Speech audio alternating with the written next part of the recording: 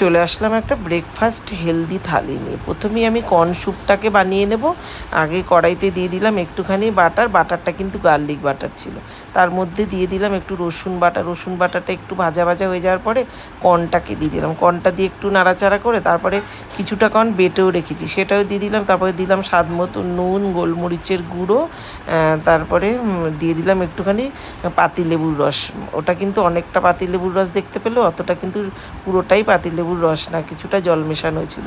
আর আমার তো টোস্টার নেই, তার জন্য আমি ফ্রাই প্যানেই ব্রেডটা টোস্ট করে নিই।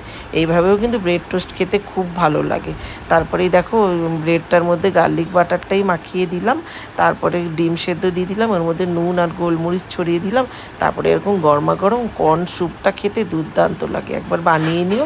তারপরেই দিয়ে দিলাম বাটার একটু, তারপরে একটু গোলমরিচের গুঁড়ো ছড়িয়ে দিলাম। কেমন লাগলো ব্রেকফাস্ট এই হেলদি থালিটা জানিও।